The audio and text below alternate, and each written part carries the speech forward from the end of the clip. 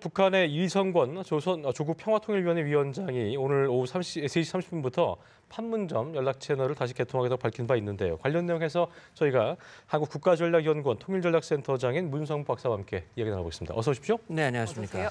일단 상당히 빠르게 반응이 온 것 같습니다. 오늘 북한 발표 내용부터 좀 짚어주실까요? 그렇죠. 지금 이제 어제 통일부 장관이 우리 시간 2시에 북한의 남북 고위급 당국 회담을 갖자고 제의를 했잖아요. 그렇습니다. 예. 거의 한 24시간 하루 만에 이제 답이 왔어요. 근데 사실 우리 언론 보도에서는 어제 우리가 판문점 연락 채널 직통 전화를 2번이나 걸었는데도 안 받았고 오늘 오전에 또 했는데도 무응답이고 그렇죠. 거기에 대해서 북한이 준비가 돼 있느냐 안 돼 있느냐 과연 진위가 있느냐 없느냐라고 하는 그런 이제 의구심의 목소리들이 많이 나왔는데 그렇습니다. 이제 오늘 그걸 풀어주기 위한 목적인지 어쨌든 리선권이라고 하는 인물이 나왔는데 리선권은 제가 과거에 남북 군사 실무회담을 할 때 제가 수석 대표로 나왔고 북한 측의 대표단의 일원으로 나왔던 인물이에요. 제가 리선권을 처음 만날 때는 계급을 중좌 계급장, 우리 중령 계급장을 달고 있었는데 제가 회담을 쭉 하면서 이제 상좌, 대좌 이렇게 달고 마지막으로 우리 계급의 준장, 소장에 해당하는 계급까지 달고 그다음에 아주 갑자기 조평통 위원장으로 작년에 임명이 됐어요. 그렇군요. 그러니까 원래 이제 군사회담에서 남북 이 회담을 경험했던 그런 인물이라고 하는 배경을 먼저 설명을 드리고 우리 통일부 장관이 발표를 했고 조평통 위원장이 나와서 했거든요. 과거에 조평통이라고 하는 거는 조선노동당의 외곽기구였었습니다. 그래서 어떻게 보면 우리 통일부 장관의 맞상대로서는 부적절하다고 봤는데 2016년에 북한이 내부적으로 그 규정을 바꿔가지고요. 이 조평통을 내각 이 기구로 바꿨어요. 그래서 제가 볼 때는 아마 그렇게 바꾸고 리선권을 위원장으로 임명한 것은 앞으로 언젠가 있을 당국 회담에서 통일부 장관의 어떤 카운터파트로서 이렇게 그런 염두에 둔 포석이 아닐까 생각이 되는데 그 인물이 나와가지고 이제 오늘 발표를 했는데 내용은 그겁니다. 이 김정은의 지시에 위임을 받아서 다시 말하면 김정은의 명예에 따라서 오늘 발표를 하는 것이다. 그리고 오늘 15시부로 평양 시간은 15시는 우리 이제 3시 반입니다. 1시간쯤 후에 이제 판문점에 있는 전화 연락 채널을 다시 가동한다 하는 얘기고 그리고 관련해서 앞으로 평창 동계올림픽 북측 대표단의 참가와 관련된 문제들을 실무적으로 협의해 나갈 것이다 하는 얘기를 했고 거기에 덧붙여서 앞으로 이제 남북 당국이 얼마나 책임 있게 협의를 해 나가는 것이 중요하다라고 하는 것이 김정은의 의지였다라고 하면서 문재인 대통령이 북측 입장에 대해서 환영한 것을 자기들도 환영한다. 환영했다. 김정은이 환영의 입장을 표명했다라는 것을 오늘 리선권이 발표를 했죠. 그 김정은 동지의 위임에 따라 하는 것이다라는 점을 좀 명확하게 밝힌 게 좀 눈길을 끄는데 그만큼 그렇습니다. 북한 자체에서도 이번 남북 간의 대화를 좀 신중하게 생각하고 의미 있게 생각한다 이렇게 볼 수 있겠습니까? 이제 그런 부분도 있을 거고요. 이것은 전적으로 김정은의 지시와 배려에 의해서 이루어진 것이다. 배려에 의해서. 김정은의 강력한 의지. 다시 말하면 문재인 대통령이 평창올림픽에 북측 대표단이 오기를 간절히 소망을 했고 그것 때문에 우리 한미연합연습의 연기 문제도 미치게 제안을 했다고 하는 얘기가 있었고 어쨌든 작년부터 지금 문재인 정부가 출범을 하고 남북 대화의 복원을 염원을 했고 북측에 제안도 했고 그런 상황에서 김정은이 정말 통큰 결단과 배려로 이런 대화의 장을 마련했고 평창올림픽에 대표단을 파견하기로 한 것이다. 이 모든 것은 김정은의 의지다라고 하는 것을 남측에게도 보여주고 북한 주민들에게도 우리 지도자의 의지라고 하는 걸 과시하고 국제사회에도 김정은은 핵미사일이나 쏘는 그런 사람이 아니라 이렇게 평화를 지향하고 대화를 지향하는 그런 인물이다라고 하는 것을 보여주고 싶은 아마 그런 마음도 같이 있을 거예요. 저희가 봤을 때 이제 뭔가 준비를 해온다는 거는 그러니까 남측에 대표단을 한다면 지난해부터 얘기가 나왔습니다만 그때는 이제 관심이 없는 상태처럼 뭔가 좀 이게 얘기가 되지 않는 상태였는데 내심 속으로는 준비가 돼 오고 있다가 발표를 한 건지 아니면 어떤 급작스러운 결정이 있었던 건지 이런 부분도 좀 중요한 것 같습니다. 아마 제가 생각할 때는 이게 뭐 하루 이틀 생각해서 갑자기 결정한 건 아닐 거예요. 예. 그러니까 일단 이번 신년사에다가 어떤 내용을 담을 것인가 하는 것들 아마 방향을 정했을 겁니다. 그렇군요. 그래서 이번 신년사에 이런 어제 발표된 그런 내용을 담겠다. 그렇다면 거기에 대해서 남측이 어떤 반응을 보일 것인가, 그런 반응에 대해서 우리는 어떤 수순으로 나가야 할 것인가 하는 것들을 나름대로 한번 준비했을 것으로 봅니다. 예. 그러니까 이제 앞으로 나오는 이 과정들도 북측이 생각했던 그런 수순에 따라서 나왔을 가능성이 있고요.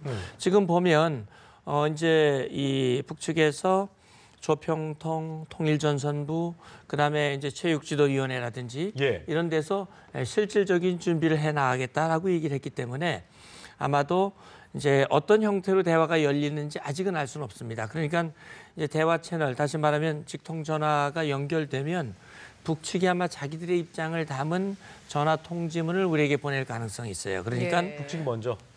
그럴 가능성이 그렇게. 있죠. 왜냐하면 우리가 제안을 했으니까. 우리가 9일 이 우리 평화의 집에서 하자고 얘기를 했기 때문에 거기에 대한 무언가 자기들의 입장을 그걸 통해서 밝힐 가능성도 배제할 수는 없습니다. 그래요. 발표 방식도 좀 짚어보고 싶습니다. 이게 지금 리성건 조평통 위원장이 조선중앙방송을 통해서 밝혔단 말이에요. 이것은 좀 여기에도 좀 의미가 있는 것인지 어떻습니까? 의미가 있다기보다는 지금 어쨌든 남북 간에 직접 소통할 채널이 없는 거예요. 예. 과거에 전화가 있을 때는 전화로 통화할 수도 있고 전화 통지문으로 오갈 수도 있고 했는데 그런 것들이 모두가 다 끊어졌기 때문에 사실은 모두가 다 간접 대화 방식이었죠. 물론 국려지책으로 이제 핸드 마이크를 가지고 앞에다 대고 이렇게 말하는 그런 경우도 있긴 있었는데 이제 제가 볼 때는 어제 통일부 장관이 기자회견을 통해서 공식적으로 제의를 했고 네. 아마 거기에 대한 것을 또 조선중앙방송을 통해서 공식적으로 화답을 한 것이 아닐까. 그건 뭐 물리적으로도 할 수 있는 채널을 열고 전화를 걸어올 수도 있을 텐데 이렇게 먼저 발표를 한 거는 어떤 그거는 어쨌든 이걸 최대한 부각을 시키고자 하는 그런 뜻이겠지요. 다시 말하면 우리 위원장 동지의 이 말은 신년사에서 언급한 것은 이건 빈말이 아니다. 우리는 말하는 것을 행동을 하고 있고 이렇게 김정은 위원장 동지의 의지에 따라서 이렇게 이제 채널부터 복원을 하고 그다음에 이제 공식적으로 협의를 해나가고 그다음에 파견을 하고 이렇게 좀 더 해나가고자 하는 공식화, 언론화시키고 싶은 어떤 욕심이 있는 거라고 그런 보이겠네요. 선전의 효과를 극대화시키기 위한 그런 뜻도 아마 담겨져 있을 거예요. 또 일각에서도 이제 좀 이런 분석도 있는 것 같습니다. 우리 측에서 제의를 했고 이후에 판문점 연락 채널을 통해 몇 번 시도를 했지만 받지 않았는데 이렇게 또 발표를 통해서 공식 입장 발표를 통해서 했고 시각을 북측에서 명시를 했기 때문에 일종의 좀 주도권을 우리가 주겠다라는 것이 아닐까라는 생각도 드는데 이 점은 좀 북측이요? 어떻습니까? 그건 당연하죠. 예. 북측으로서는 이 모든 판은 자기들이 주도하고 항상 자기들의 그래왔듯이. 배려에 의해서 이루어진 것이다라고 하는 것이고 사실은 전화 채널은 이거는 늘 열려 있어야 되는 거예요. 그런데 북한은 뭐 턱하면 자기들이 불만 일이 있으면은 전화를 끊어버려요. 예. 그거를 마치 뭔가 남북 관계에 자기들의 의사를 관찰하기 위한 하나의 지렛대로 늘 활용을 해왔는데 어떻게 보면 전화를 개통하는 것도 마치 큰 시혜를 베풀듯이 메시브로 김정은의 의지에 의해서 이렇게 하기로 했다라고 하는 걸 보여주는 거 아닙니까? 그래서 어쨌든 뭐 그걸 뭐 폄훼할 이유는 없어요. 그렇게 해서 직통전화가 가동이 되고 남북 간의 의사소통의 채널이 열리고 그렇게 하는 것은 좋은 부분입니다. 이런 것을 우리가 최대한 활용을 해야 되겠지요. 예, 알겠습니다. 자, 그리고 저희가 이야기한 와중에 정치부 이봉석 기자가 자리에 나왔습니다. 어서 오십시오. 자, 먼저 이봉석 기자가 다시 한번 그 시청자 이해를 위해서요. 오늘 이선권 조국평화통일위원장의 그 발표 내용 중에 좀 짚어줄 포인트가 있을 것 같습니다. 좀 짚어주시죠. 네. 일단 가장 중요한 거는 이제 그 판문점 연락 채널을 이제 개통한다는 그런 얘기고 북한 시간으로 3시부터인데 네. 북한 시간하고 우리 시간으로 좀 30분 차이가 나기 때문에 우리 시간은 이제 3시 반이 되는 거고요. 또 하나 이제 특징적인 게 그 리성건이 이제 입장을 발표를 했는데 네. 그런데 이제 이 뜻이라든지 이런 거는 그 아까 센터장님께서 말씀하셨지만 김정은의 어떤 위임에 따라서 이렇게 발표를 하는 거다. 그러니까 발표는 리성건이 하지만 그 이런 어떤 전반적인 거는 그 김정은이 이렇게 지금 모든 걸 다 이제 어떻게 보면 진두지휘하고 있다. 그래서 이제 적극적으로 평창 참여라든지 이런 거를 이제 적극적으로 지금 나서고 있고, 예. 그리고 또 그 우리 그 문재인 대통령이라든지 그리고 어제 그 통일부의 어떤 우리 발표에 대해서 그런 거에 대해서 이제 긍정적으로 그 발표를 받아들인다, 이런 것도 좀 약간 눈길을 끌었었고요. 그리고 또 하나는 그 지금 이렇게 그 지금 리성원이 있는 위원장을 맡고 있는 조국평화통일위원회하고 그리고 이제 그 국가체육지도위원회 그리고 그다음에 그 당에 있는 통일전선부, 이런 식으로 해서 좀 우리가 어떻게 보면 통일부하고 뭐 국방부 이런 식으로 이제 좀 그러니까 여러 가지 대통령이 그 관련 준비를 하라고 이제 지시를 했었는데, 외교부도 마찬가지고, 그런데 이제 여기도 나름대로 훨씬 이제 광범위한 건 아니지만 그래도 어느 정도 구색을 맞춰서 이제 관련 어떤 기관들이 이렇게 좀 동원이 되는 그런 모습을 좀 볼 수가 있었고요. 예. 그리고 또 아무래도 지금 상황이 그 남북한의 어떤 최고 지도자가 되게 상당히 지금 적극적으로 나서고 있는 모습이 좀 그렇습니다. 눈길을 끌 수가 있을 것 같습니다. 시청자분들의 좀 이해를 돕기 위해서 네. 조국평화통일위원회가 좀 어떤 기관인지를 좀 쉽게 설명을 해주시겠습니까? 우리와 빗대면 어떤 곳이라고 볼 수 있는지. 우리로 치면 이제 그 통일부 같은 역할을 하는 그래서 이제 특히 이제 대남 관련 뭐 예. 특히 남북 관계가 안 좋을 때는 이제 비방을 하거나, 그러니까 우리 대남 비방을 하거나 예. 그런 경우를 하는데, 이게 이제 그 작년인가요? 이게 원래는 노동당의 외곽 기구였는데 그 어떤 지금 발표에 의하면 그 국무원에 있는 소속으로 정부의 어떤 정식 기관의 기관으로 급이 좀 올라간 거죠? 예, 그렇다고 그렇죠. 그렇다고 볼 수 있습니다. 그래서 그렇군요. 좀 이번에 좀 그런 측면을 좀 살펴보면 될 것 같습니다. 원래는 이제 조선노동당, 북한은 당이 주도하는 그런 체제를 유지하고 있잖아요. 예.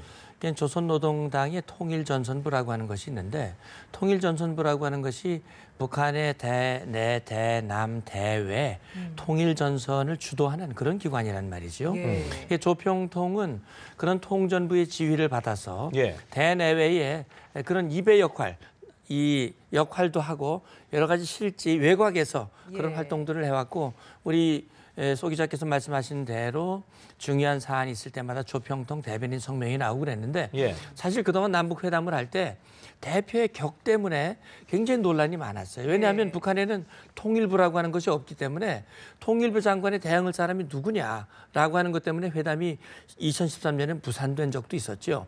그래서 아마 아까도 제가 말씀을 드렸습니다만, 이 당의 외곽 기구였던 조평통을 국무원, 이 정부의 조직으로 바꿔서 통일부에 대응할 수 있는 그런 조직으로서의 역할을 하도록 남북 대화를 전담하고 남북 간의 교류라든지 그런 것들을 담당할 수 있는 기구로 만든 것이 아닌가, 이렇게 추정을 해봅니다. 이 불입회와 격이라는 걸 또 봐야 될 텐데, 조명균 통일부 장관과 지금 이 기자가 볼 때 리선권 위원장의 격이 좀 맞다고 보세요? 그것도 좀 궁금할 것 같아요, 많은 시청자분께서. 일단 조평통 위원장인 면에서는 좀 어느 정도 이제 맞다고 이제 볼 수도 있겠는데, 예. 그런데 이제 이게 나중에 뭐 정부 조율 과정에서는 이렇게 좀 다른 시각이 나올 수도 있어서 좀 기다려봐야 될 것 같습니다. 그렇군요. 남북 당국이 이제 또 좀 짚어봐야 될 문제가 김정은 위원장의 의견이다라고 이야기를 하면서 밝힌 오늘 이 입장 발표 내에서 남북 당국이 어떻게 책임 있게 문제를 다루는지에 달려 있다라는 이야기가 좀 의미가 있는 것 같습니다. 여기에는 뭐 우리 주도하에 우리가 제안하는 것들을 남측에서 어떻게 수용하냐에 따라 다 달려 있다라는 좀 책임을 어찌 보면 남측에 전가하려는 것이라 볼 수 있을지 어떻게 보십니까? 예, 그러니까 이제 이런 부분이 있지요. 아마 북한으로서는 김정은의 정말 통 큰 결단과 이 배려에 의해서 대화의 장도 마련하고 끊어졌던 전화선, 사실은 북한이 개성공단이 중단되면서 일방적으로 끊었던 건데 사실은 지금은 아무런 반대급부 없이 열은 거란 말이죠. 예. 그렇다면 북한으로서는 굉장히 큰 배려와 결단이라고 볼 수도 있는데, 우리가 이렇게 지도자 동지께서 큰 배려와 결단을 했는데 남측은 뭘 할 것이냐. 왜냐하면 북한은 그런 얘기를 했거든요. 대화와 제재는 이 병행될 수 없다. 따라서 대화를 원하면 제재의 전선에서 이탈해라 얘기했고, 예. 신년사에도 그런 얘기를 했습니다. 외세와 결탁하지 말고 모든 선을 끊어내고 우리 민족끼리, 우리끼리 책임 있게 하자.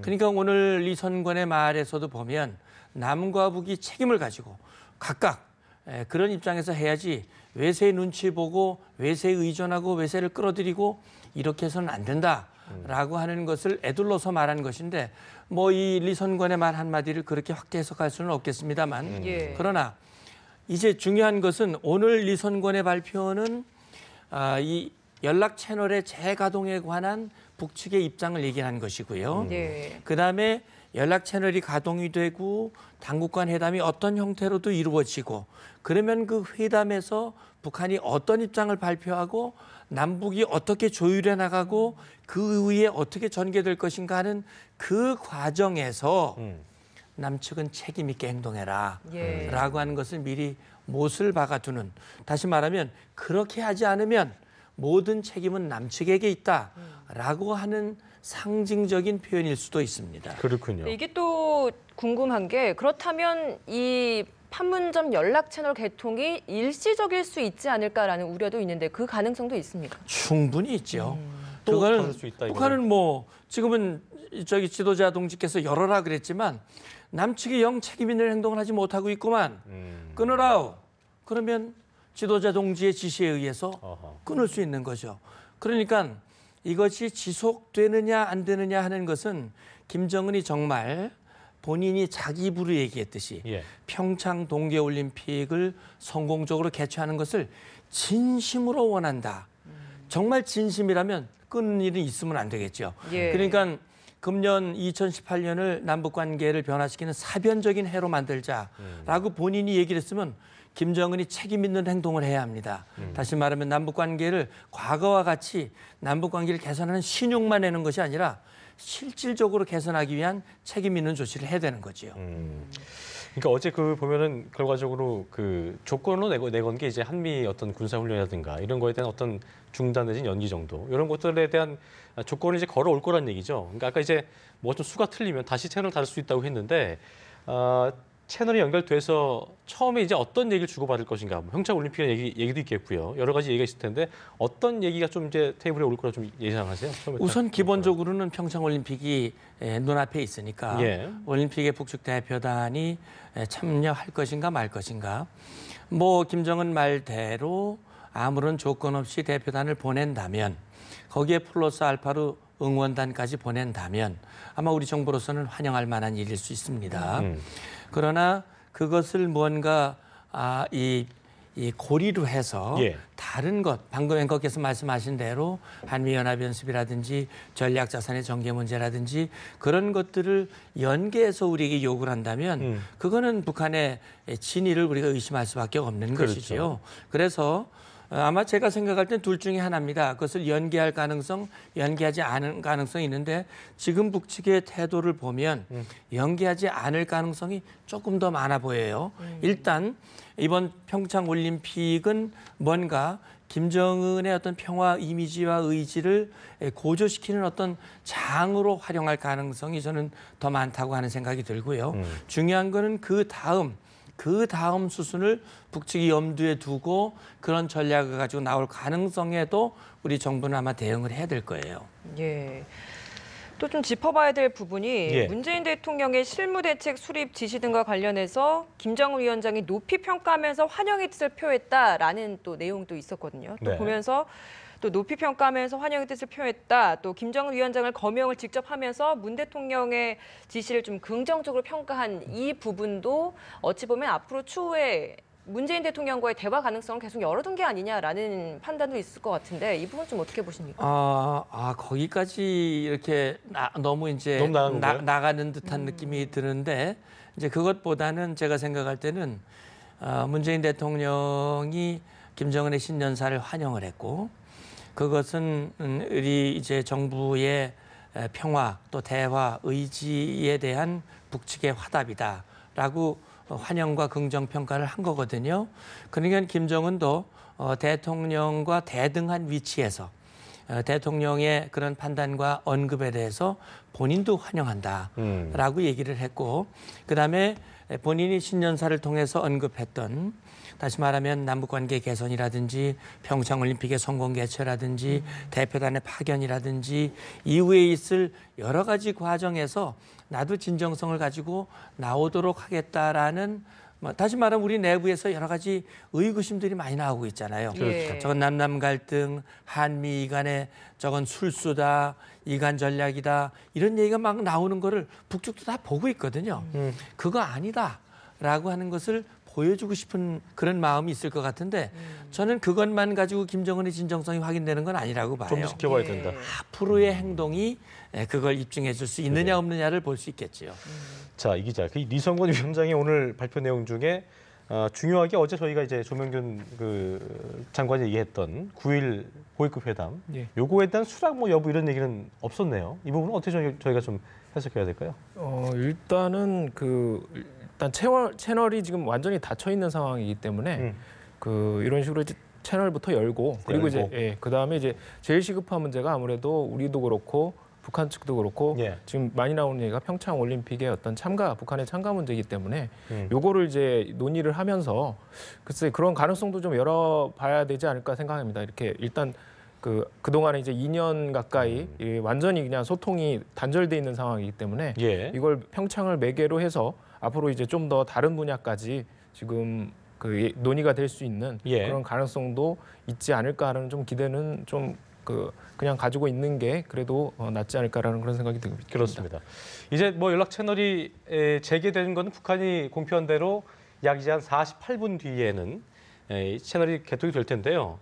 가장 먼저 어떤 게 선행될 거라고 좀 예상을 해볼 수 있을까요? 예, 그러면 자기들이 아마 개통했다는 표시로 북측이 먼저 전화를 걸어올 가능성도 있고요. 예. 제가 앞서 말씀드렸듯이 우리 장관이 제의한 이번 회담에 대한 북측의 기본적인 입장을 담아서 보낼 가능성도 있어요.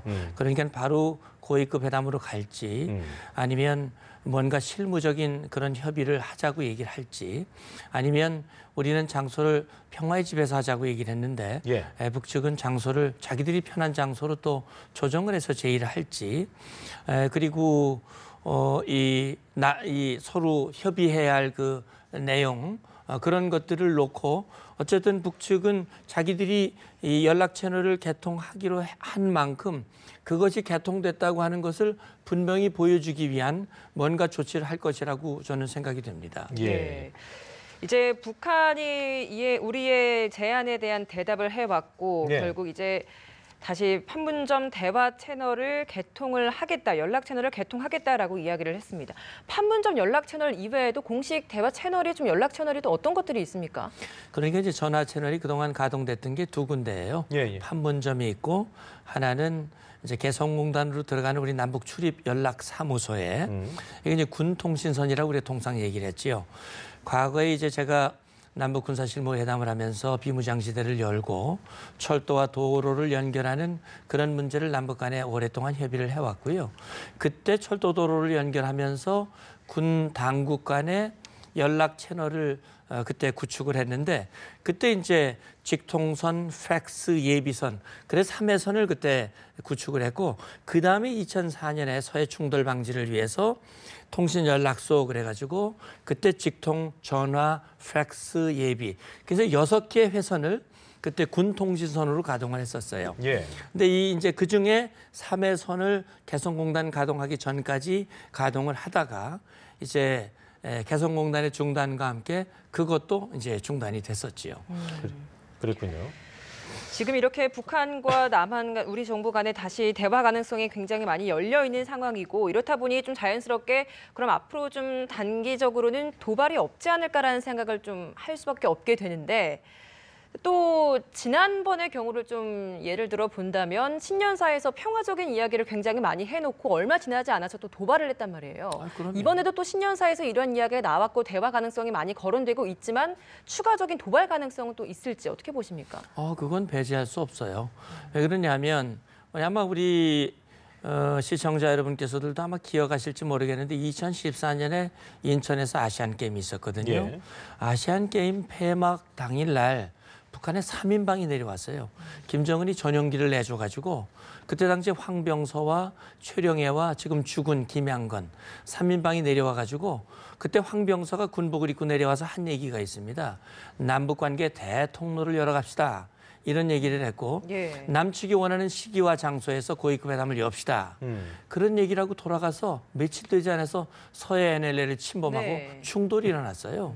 그러니까 북한이 말하는 것은 물론 말을 우리가 무시하려는 것이 아니라 말은 말대로 우리가 듣고 그다음에 중요한 것은 그들의 행동이 어떠냐 하는 것을 더 눈여겨봐야 됩니다. 그런데 예. 제가 볼 때는 첫 번째 행동은 그런 대로 괜찮아요. 직통전화를 연결했기 때문에. 두 번째는 대화의 순순히 나와야 됩니다. 그게 진정성을 보여주는 두 번째예요. 세 번째는 대화에 나와서 아무런 조건 없이 평창올림픽에 참가해야 됩니다. 예. 그게 진정성을 보여주는 그 다음 단계예요. 그 다음에 진정성을 보여주는 것, 남북관계를 개선하고자 하는 진정한 의지가 있다면 핵 문제를 해결하기 위한 진정성을 보여줘야 돼요. 이산가족 상봉에 대해서도 진정성을 보여줘야 돼요. 예. 그런 걸 보여주지 않는다면 과거의 행태와 전혀 달라진 것이 없다라고 보면 되는 거죠. 그렇다면 우리 정부는 좀 어떤 입장을 취해야 할 것인지 이 많은 조건들이 있지만 여기에서 하나의 뭐 조건이라도 제안이라도 하게 된다면 예를 들어 뭐 연합 군사 훈련을 중단하라라는 이야기에 뭐 제안을 하고 역제안을 해 온다면 우리 정부는 이 대화의 물꼬를 다시 닫아야 하는 것인지 좀 어떻게 보십니까? 적절한 밸런스를 좀 맞춰야 될 것 같긴 그런 합니다만. 것보다는요. 우리 정부는 뭐 오늘 여당 대표도 그런 언급을 하셨습니다만 비핵화가 지상의 목표고 비핵화가 없이는 한반도의 평화는 불가능한 겁니다. 꿈입니다.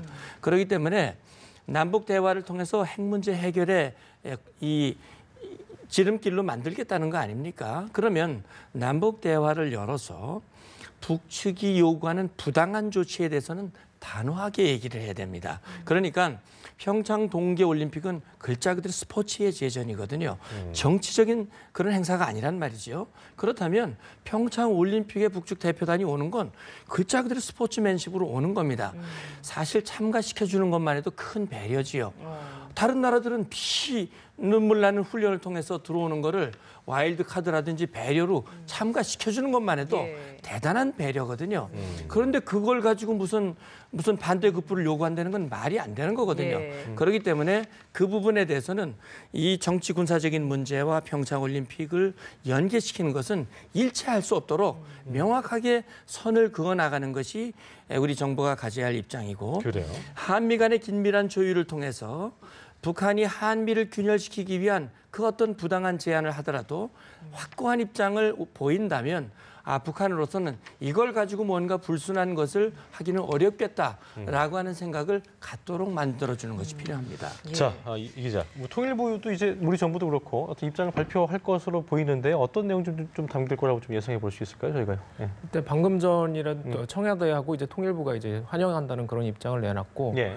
그 일단은 시간이 얼마 안 남았기 때문에 이 어떤 그 판문점 연락 채널을 통해서 그다음에 이제 북측에 이제 접촉에 아무래도 주력을 할 것 같습니다. 그래서 이제 아무래도 일단 고위급 회담 관련 얘기도 좀 뭐 나올 수 있겠죠, 그 뭐 예, 그런 예. 일단 우리가 제안을 한 거니까 당연히 이제 북측에 언급을 안 할 수가 없는 상황이고, 예. 그래서 이제 그거에 대해서 이제 북측이 어떻게 나올지, 그러니까 이제 지금은 어떻게 보면 지금 그 돌아가는 상황 전체는 북한이 어떤 말씀하신 것처럼 이렇게 전반적인 판을 키우는 거에 대해서는 그렇게 뭐 좀 뜻이 있는 것 같은 그런 모습은 이제 드러내지 않고 있는데 그 이렇게 논의를 하는 과정에서 그 북한의 의사를 어떤 타진해봐야 되지 않을까 그런 생각이 그 들고 이봉석 있습니다. 기자가 보실 때는 그 방금 전에 문 박사님 얘기하셨던 그 북한의 어떤 화전 장면 그 동안에 보여왔던 그 행태 같은 것들 그런 면에 봤을 때 이번 김정은 위원장 어떤 신년사의 어떤 진정성이라든가 이런 어떤 접촉들 이런 거를 어떻게 좀 해석하고 있어요?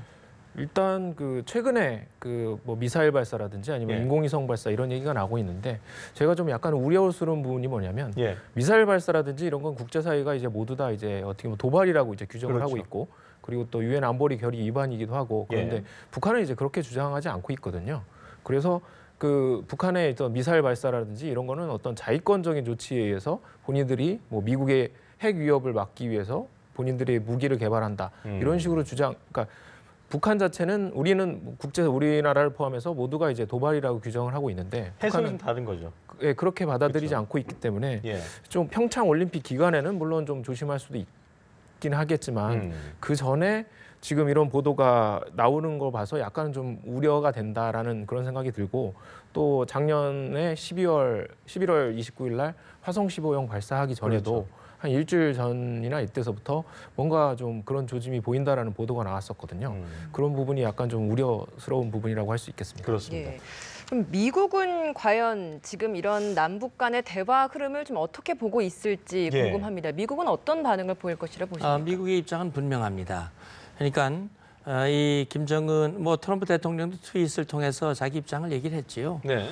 김정은이 핵 단추를 가지고 있다면 나는 더 강력한 단추를 가지고 있고 김정은의 핵 단추보다는 내 단추는 작동이 한다. 되고 있는 것이다. 예. 김정은 단추는 장난감 단추일지 모르지만 예. 나는 작동이 되는 단추다라고 그런 얘기를 했는데 남북 대화가 좋은 것이 될지 나쁜 것이 될지는 그건 알 수 없다라고 하는 얘기인데 좋은 것이 되도록 하면 그거는 좋은 것이고 결과적으로 북한의 어떤 노림수에 말려들거나 한다면 그건 나쁜 결과를 가져올 수도 있다라고 하는 얘기를 이제 애둘러서 한 것인데 예. 헤일리 유엔 대사가 그런 얘기를 했어요.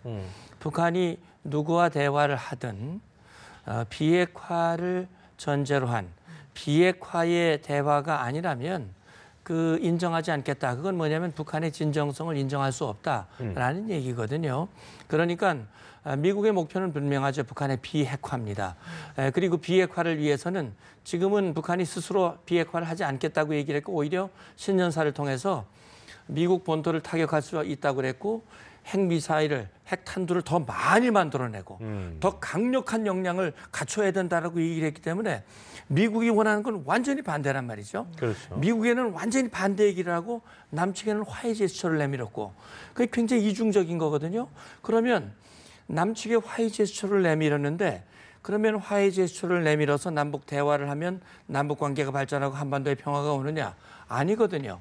대화를 한다고 평화가 오는 건 아니니까 이거는 핵 문제가 해결돼야 되는데 미국의 관심은 남북 대화를 하는 것에 대해서는 동의하고 한미가 공조를 하지만 그러나 그것은 반드시 북핵 문제 해결에 기여할 수 있도록 해야 한다라고 하는 것이 미국의 분명한 입장이고 만약에 그렇게 하지 않는다면 아마 제재와 압박의 수위는 훨씬 더 높아질 가능성이 있다 하는 거지요. 그래, 알겠습니다. 지금까지 한국국가전략연구원 통일전략센터장이신 문성욱 박사 그리고 정치부 이봉석 기자와 함께 오늘 북한 발표 관련돼서 자세한 얘기 긴 시간 나눠봤습니다. 두 분 오늘 말씀 고맙습니다. 고맙습니다. 감사합니다. 감사합니다.